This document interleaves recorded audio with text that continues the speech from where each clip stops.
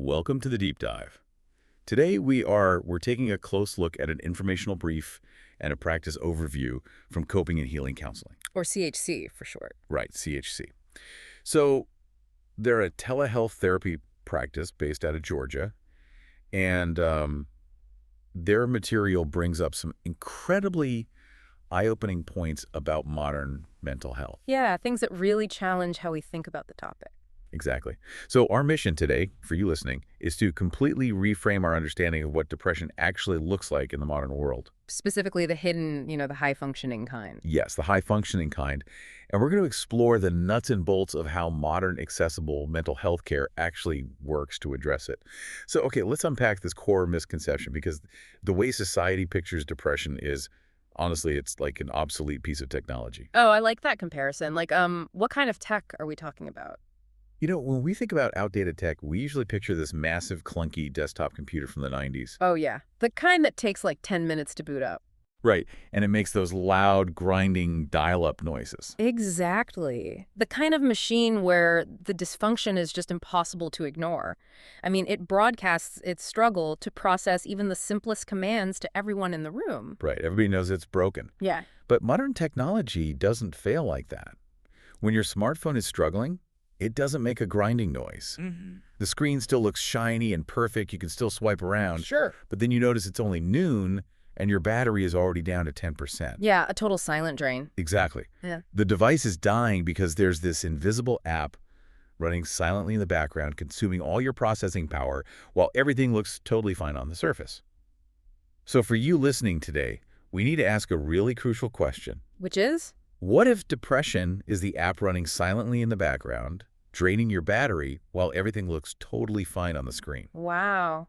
Yeah, because we are so conditioned to look for the grinding dial-up noise of mental health struggles. Because the societal image of depression is incredibly narrow, we completely miss the silent battery drain. I mean, if you ask the average person to picture depression, they picture someone crying in bed all day. Unable to move, unable to participate in life, right? Exactly.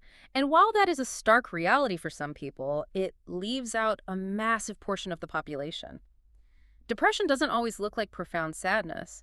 Very often, it looks like numbness. Numbness. Yeah, it looks like feeling completely hollowed out. Numbness instead of sadness. I mean, that fundamentally changes the criteria we use to check in on ourselves and, the people around us. It really does, because our baseline image is so narrow, countless people suffer without realizing it. They tell themselves, well, I'm not crying, I'm still showing up to my job, my kids are fed. So I must not be depressed. Right, exactly. Yeah. They are appearing fine to everyone around them while working through absolute total exhaustion.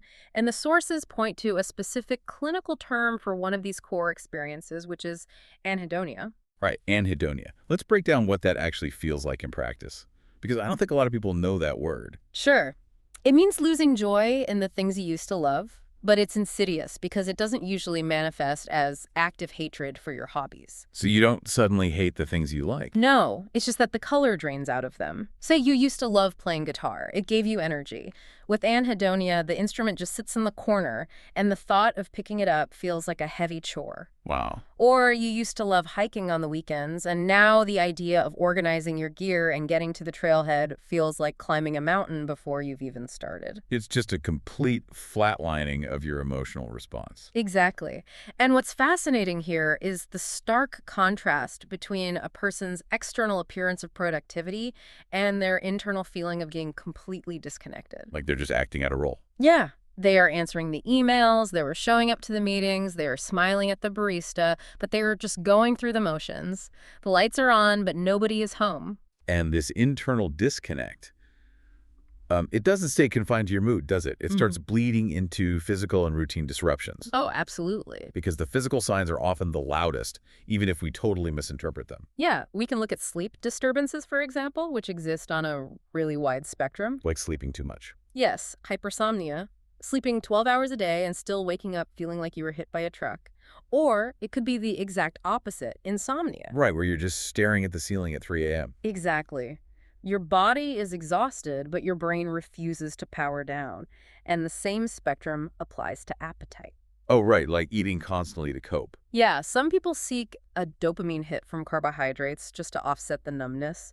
Others will look at the clock at 4 p.m. and realize they haven't eaten a single thing all day. Because their brain just stopped sending the hunger signals. Precisely. Now, the CHC materials also mention unexplained physical symptoms, like chronic headaches or stomach issues. So here's my question. If a person is experiencing unexplained stomach issues, or they just think they have a really bad work-life balance causing their fatigue, how do they mentally make the leap to realize this might actually be depression?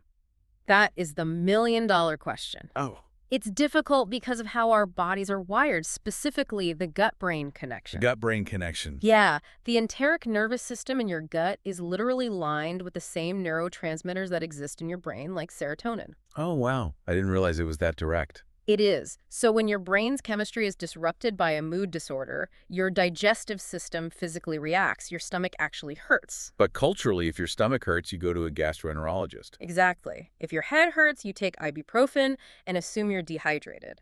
People don't naturally connect physical ailments or chronic burnout to a mood disorder when they are still functioning. Right, because they're still going to work. Right. So the leap usually requires an external framework. It requires someone or some tool to look at all these seemingly unrelated data points.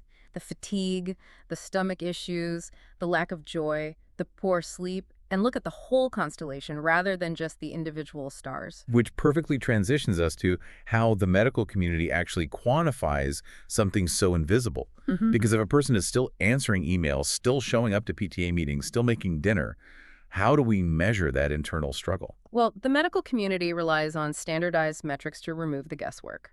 When we talk about high-functioning depression, we are talking about individuals who stay productive on the outside while feeling completely depleted internally. Right. To capture this, clinicians use the PHQ-9. The Patient Health Questionnaire 9. Yes. It's the standard screening tool used by therapists and primary care doctors everywhere. It only takes 5 minutes to complete, it's scored instantly, and it gives you a concrete numerical answer about where you stand. Okay, but And if we connect this to the bigger picture, this isn't some pop psychology quiz you find on social media.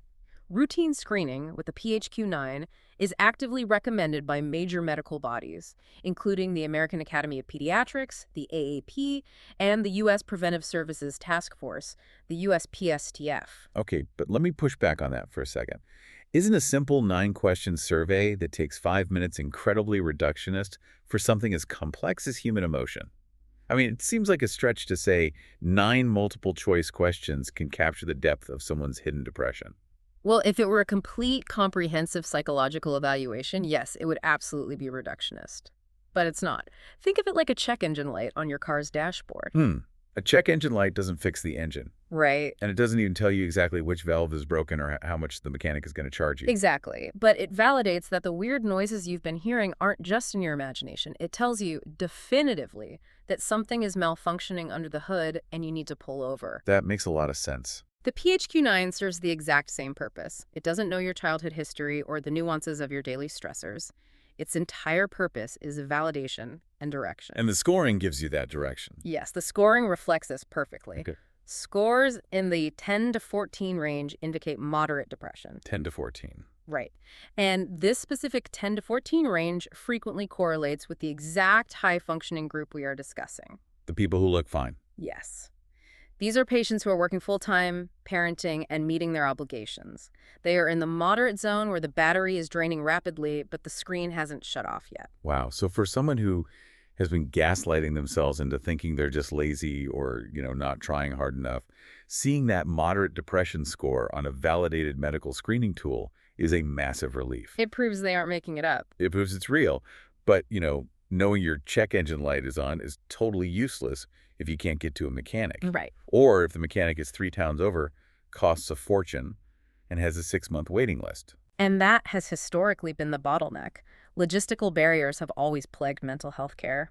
Having to drive to a clinic in the middle of a workday or sitting on wait lists for months keeps people from getting help. Especially those who are already exhausted just from existing. Exactly. But the landscape is shifting to solve this, and we can look at coping and healing counseling, CHC, as a prime example of this evolution. And here's where it gets really interesting.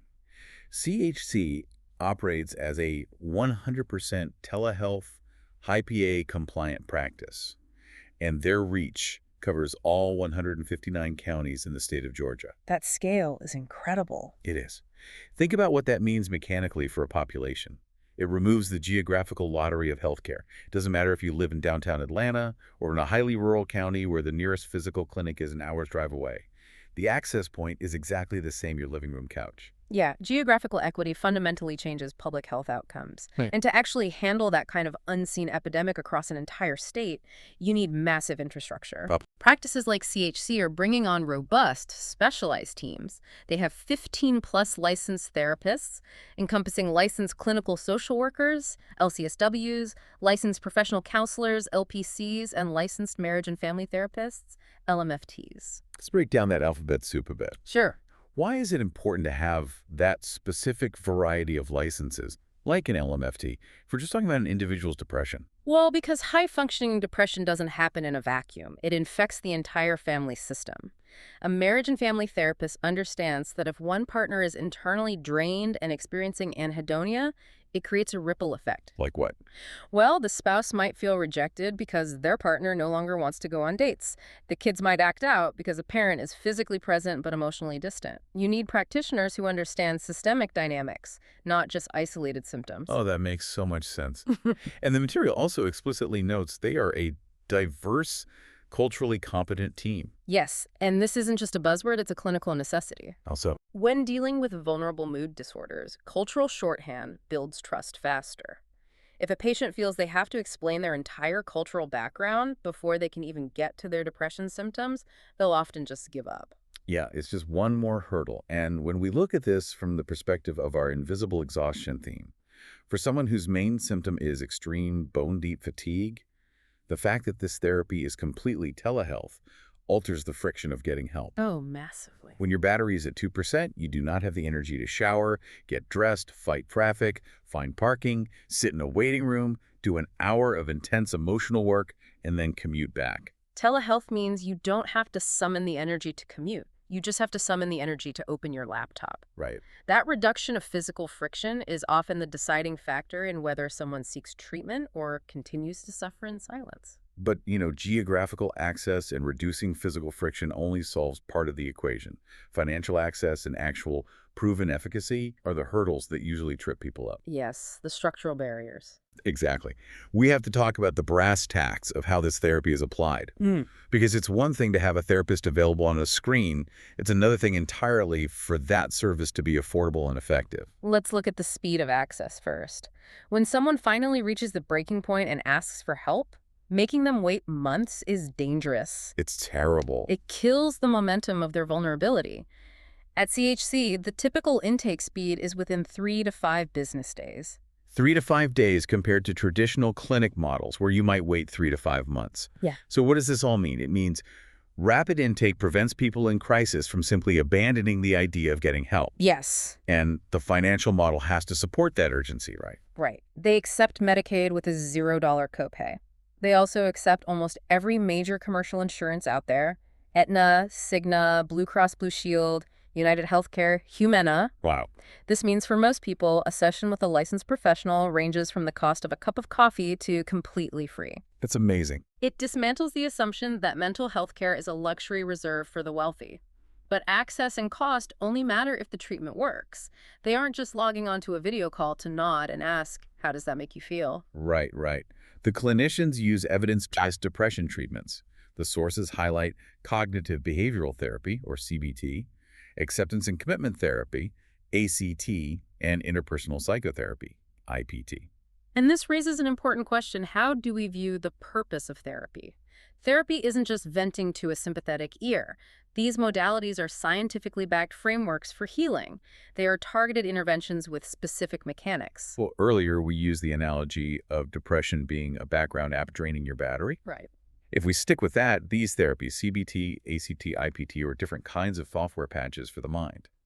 But how do they actually execute those patches? Okay, let's apply your analogy. Right. Cognitive behavioral therapy, or CBT, is essentially rewriting faulty code. Okay. Well, depression introduces cognitive distortions, like the intense self-criticism we talked about earlier. A thought might be, I failed this presentation, therefore I am entirely worthless. Right. A total system error. Exactly. CBT teaches you to identify that specific trigger code and manually rewrite it to, I failed this presentation because I was underprepared, Yeah. which is a fixable action, not a character flaw. Stops the loop that crashes the system. Yes. And what about acceptance and commitment therapy? ACT, how's that patch or different? ACT works by quarantining the malware instead of trying to delete it. Quarantining it. Yeah, because sometimes fighting negative thoughts just gives them more power and drains more battery.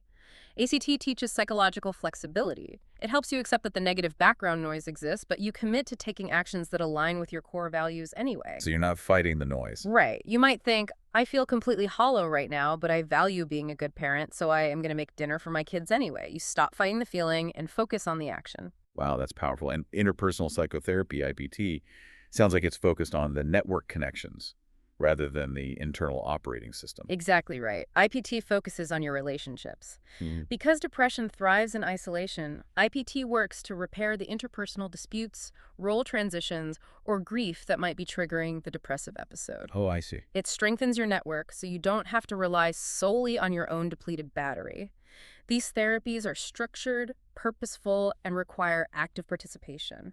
You aren't just passively receiving treatment, you are actively updating your mental software with a trained technician guiding the process. That makes the process feel so much more approachable. And Yeah. for anyone listening who is wondering where their own battery level is actually at, you don't have to guess. You can take the free private PHQ-9 screening we discussed. Highly recommend it. Yeah, CHC has it available on their website, and we've put the direct links to the test as well as their contact information right in the show notes for you. It's at chctherapy.com/mental-health-tests. It takes 5 minutes, it's totally private, and you don't even need to enter an email address to begin the test. It's completely zero pressure. Exactly. It's just for you to see your own check engine light. And if you're in Georgia and want to utilize their rapid intake, all their contact info is right there in the notes as well. You can call them at 404-832-0102 or email support@chctherapy.com.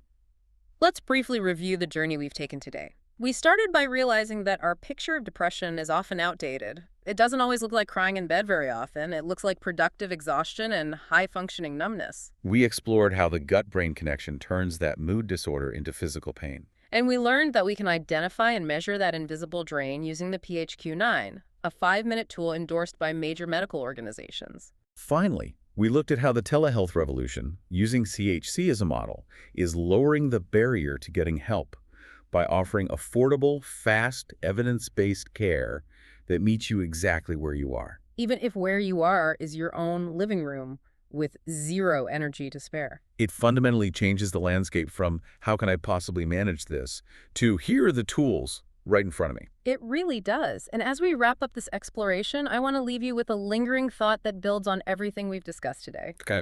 We live in an era of unprecedented self-quantification. We obsessively measure our daily steps, we track our sleep cycles with smartwatches, and we monitor our daily screen time down to the minute. That is so true. If checking in on our mental health takes exactly 5 minutes, the exact same amount of time it takes to mindlessly scroll a social media feed, why is our mind still the metric we avoid looking at the most? Man, such a powerful question to leave on. Thank you so much for joining us on this deep dive. Your time and your curiosity are always valued here. Until next time, take care of yourselves and maybe take 5 minutes today to check your own engine light.